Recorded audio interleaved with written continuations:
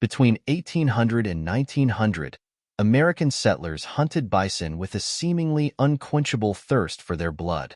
Cross-country trains were often packed with hunters who would aim at the bison from the windows, killing several at a time.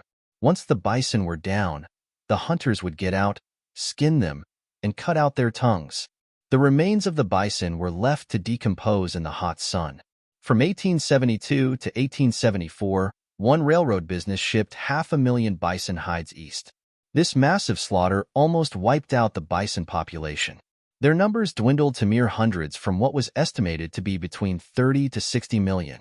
A haunting photograph from the mid-1870s captures the aftermath of this horrific slaughter.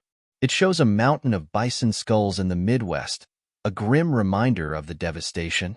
Fortunately, conservationists, indigenous tribes, ranchers, and many others made a concerted effort to save the bison from extinction.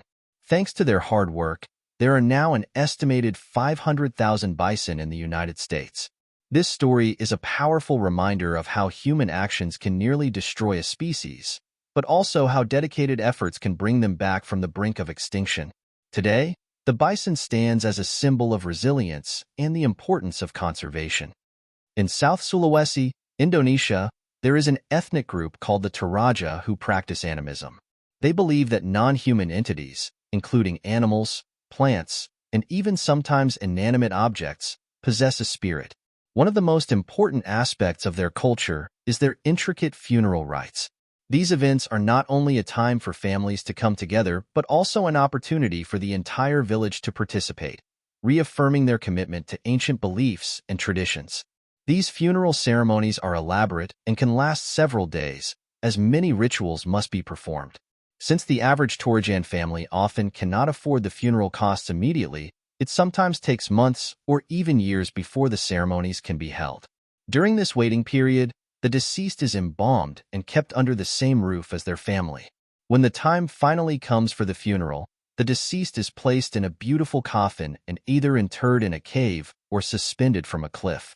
This practice ensures that the deceased remains connected to the natural landscape and the community's traditions. The burial of infants follows a different tradition.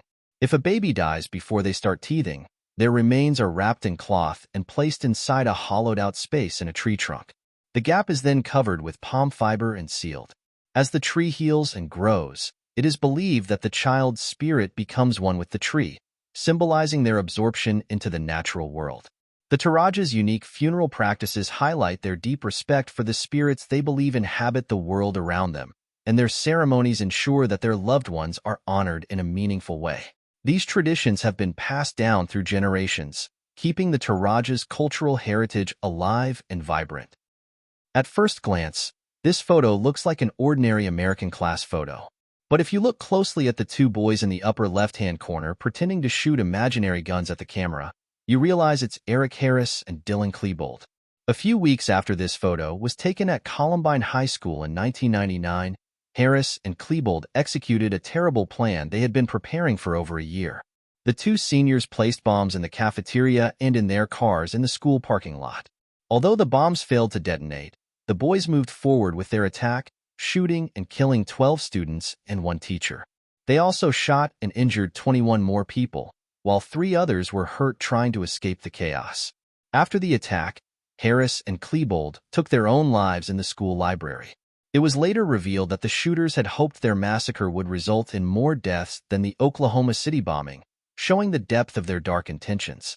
This tragic event shocked the nation and left an indelible mark on American history, highlighting the urgent need for discussions about school safety, mental health, and gun control. The Columbine tragedy remains a sobering reminder of the devastating impact of violence and the importance of vigilance and prevention. This painting has a dark and eerie history. The artist created it using his own blood, and after finishing the work, he tragically committed suicide. Somehow, the painting ended up in the possession of Sean Robinson's grandmother. She believed the painting was evil and kept it hidden away. When she passed away, the painting was given to Robinson. Robinson experienced strange and unsettling events after bringing the painting into his home. He decided to document these mishaps on video, capturing the eerie occurrences that seemed to surround the artwork. Today, The original painting is said to be locked away in a secret location, known only to Robinson. Its sinister reputation continues to intrigue and terrify those who hear its story, making it one of the most mysterious and chilling pieces of art ever created. It became famous as the eBay haunted painting after its owners shared their chilling paranormal experiences. The painting was said to be responsible for the deaths of both the art gallery owner and the first critic to review it. In 2000, the painting appeared for sale on eBay, where the owners revealed some eerie details. They claimed that the boy in the painting would get out of the frame and the doll would come to life, all captured on camera.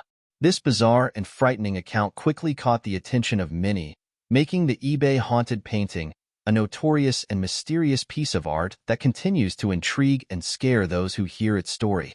The artist behind this painting was deeply obsessed with the concept of death, which he channeled into his work. Tragedy struck him personally when he lost his wife in 1998, and just a year later, his son committed suicide. The artist himself met a brutal end when he was murdered for refusing to lend a man $100. These tragic events have only added to the fearful reputation of his painting. It is believed that staring at this painting for too long can bring about one's own death. This chilling belief has made the painting infamous, instilling fear and curiosity in those who hear its story. Its dark history and eerie aura make it one of the most unsettling pieces of art ever created.